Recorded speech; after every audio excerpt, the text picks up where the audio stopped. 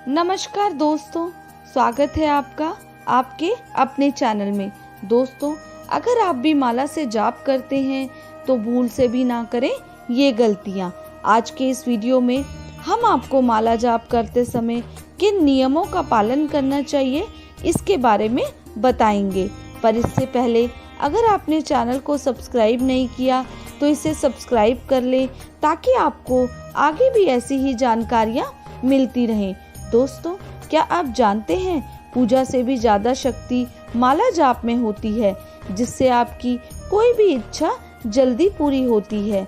यदि आप माला जाप करने की सही विधि अपनाते हैं तो आपकी सभी मनोकामना पूरी हो सकती हैं। लेकिन अगर आप माला जाप करते हुए कुछ गलतियां करते हैं तो आपको माला जपने का पूर्ण फल नहीं मिलता।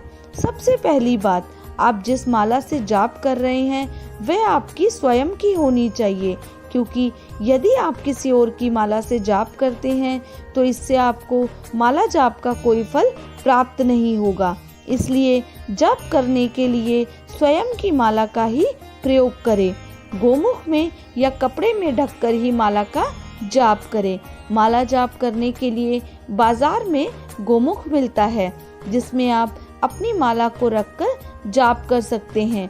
कभी भी माला का जाप करते समय किसी को भी आपकी माला ना दिखे।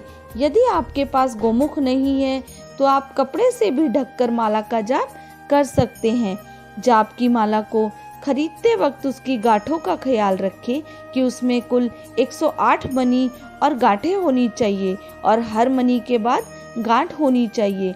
जाप के लिए आप जिस भी माला का प्रयोग कर रहे हैं, ध्यान रखें कि उस माला की लंबाई आपकी नाभि से नीचे नहीं जानी चाहिए और नाक के ऊपर भी माला नहीं जानी चाहिए। माला का स्थान हृदय के पास होना चाहिए, क्योंकि आपके हृदय से निकलती हुई वाइब्रेशन और माला से किए हुए मंत्र के जाप से सकारात्मक ऊर्जा उत्पन्न होती है, जिसका मनुष्य पर सकारात्मक प्रभाव पड़ता है।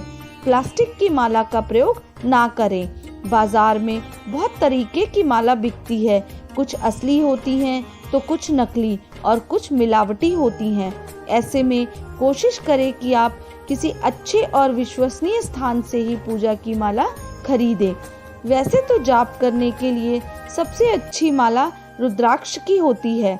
इसके बाद चंदन की माला या तुलसी की माला भी उत्तम मानी जाती है, लेकिन भूल से भी प्लास्टिक की माला का प्रयोग ना करें। इससे आपको माला जाप का कोई भी फल नहीं मिलेगा। खाली जमीन पर बैठकर ना करें जाप। जब भी आप जाप करने के लिए माला का प्रयोग करते हैं तो कभी भी खाली जमीन पर ना बैठें, क्योंकि ऐसा करने से आपके मंत्र के जाप का प्रभाव नष्ट हो जाता है। हमेशा बैठने के लिए आसन का प्रयोग करें। जाप के दौरान अपने मन को इधर उधर भटकने ना दें। जब भी आप जाप करने बैठे तो अपना ध्यान केवल ईश्वर की तरफ ही लगाएं और मन ही मन मंत्र का जाप करते रहें।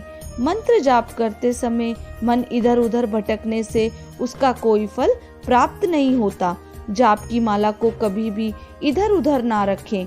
आप जिस भी माला से जाप करते हैं, ध्यान रखें उस माला को उचित स्थान पर ही रखें। कोई भी दूसरा व्यक्ति आपकी जाप माला को ना छुए, नहीं तो इससे मंत्र जाप का प्रभाव समाप्त हो जाता है। जिस माला से आप मंत्रों का जाप करते हैं उस माला में उन मंत्रों की शक्ति बसी हुई होती है।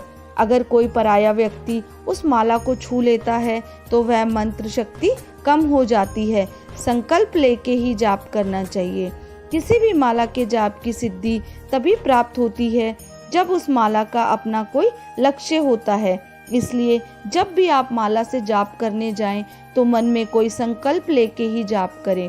अपने मंत्र को किसी को ना बताएं।